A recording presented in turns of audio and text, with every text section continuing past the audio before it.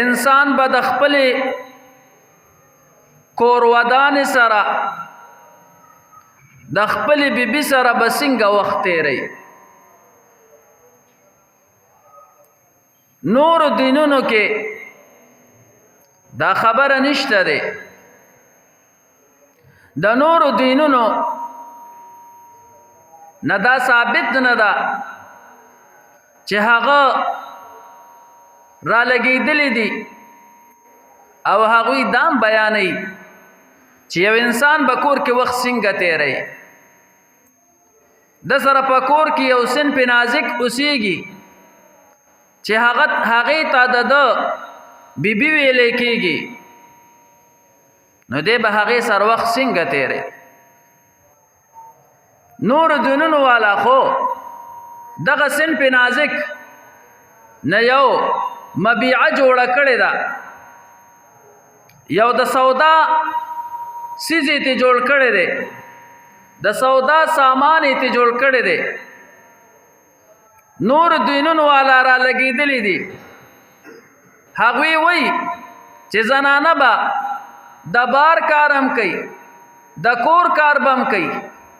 څنګه چې سړی بار ته وځي د روزۍ ګټلو دپاره، خوراک ګټلو دپاره، د رزق ګټلو دپاره، نو وایي دقه رنګې به زنانه هم وځي او زنانه به هم خپل نان نفقه په خپله پیدا کوي. اسلام وایي نه، د بیبي نفقه په خاوند باندې ده، خاوند به بار ته ځي، د دې زنانه دپاره به رزق ګټي. نور دینونو والا وایي دغه زنانه به د پردو نارینو په مخ کې اوړي راوړي، د دې دا جسم به یو د نمایش څیز وګرځېږي، خلکو ته به خپل ځان ښیي، په دې باندې به پیسې پیدا کوي. تاسو په جهازونو کې وګورئ، په جهاز کې چې کومې زنانه ایر هوسټې دي، د هغوی جسمونه د خلکو د تلذذ دپاره، د خلکو د نشاط دپاره، د خلکو د چستۍ دپاره په دقې جهازونو کې یوه ذریعه جوړه شوې ده. اسلام وایي نه، دغه زنانه 400-500 کسانو ته په جز کې د خپل جسم نه ښیي، د خپل جسم نمایش دی 400-500 کسانو ته نه کوي. دقه زنانه دې راولګي او دا د کور مالکه جوړه که، دا به په کور کې ناسته وي، دا خاوند به ځي، د دې دپاره به مزدوري کوي، د دې دپاره به خواري کوي، رزق به ورله خاوند پیدا کوي. نور ادیانو والا وایي نه، دا مبیعه ده، دا سودا ده. اسلام وایي نه، دا مالکه ده، دا مبیعه نه ده، دا سودا نه ده، دا مملوکه نه ده، دا مالکه ده. دا به په کور کې ناسته وي، خاوند به وله رزق پیدا کوي. حضراتو، اسلام د زنانو حقوق بیان کړي دي. اسلام زنانه خو پرېږده، د زناورو حقوق هم بیان کړي دي. زنانه خو اشرف المخلوقات ته، د انسان یو نوع ده، نو د دې حقوق په ولې نه بیانوي؟ خو بعضې تنگ نظره خلک را لګېدلی دي، په اسلام باندې غلط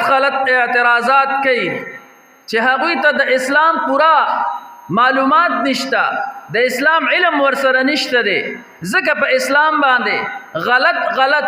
تهمتونه لګوي، و اسلام د ښځو حقونه پایمال کړي دي. نو دغه خلک را لګي، کله د ښځو حقوق بیانوي په حقوق نسوا سره، کله په یو شی سره، کله په بل څیز سره. حضراتو، اسلام چې زنانو ته کوم حقوق ورکړي دي،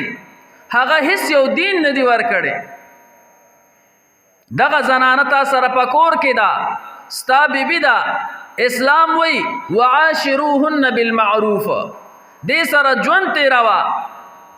په ښې طریقې سره ورسره ژوند تیروا څنګه ژوند ورسره تیروا آقای نامدار محمد رسول الله صلی الله علیه وسلم بیان فرمای چې دا زنانا دا د ګسې پختۍ نه پیدا دي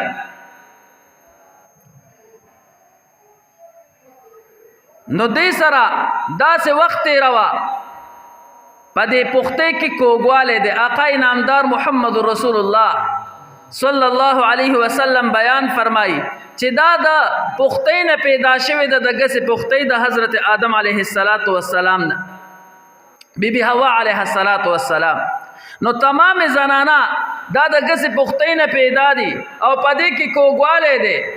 آقای نامدار محمد رسول الله صلی الله علیه وسلم بیان فرمای استمتعت بها وبها عوج اے پدې سره فائدہ اخلا پدې کې به دقه کوږوالی وي او کوچرې تلاړ شي وان زهقت ان تقیمها کوچرې ته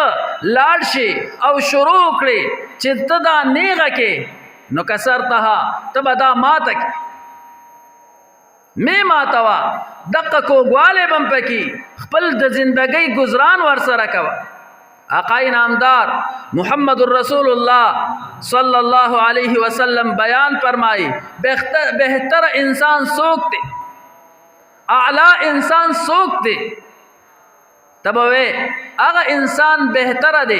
اغا انسان اعلی دے چه بار خلق سرا خ اخلاق استعمالی خلق سره خیخی خبرې کوي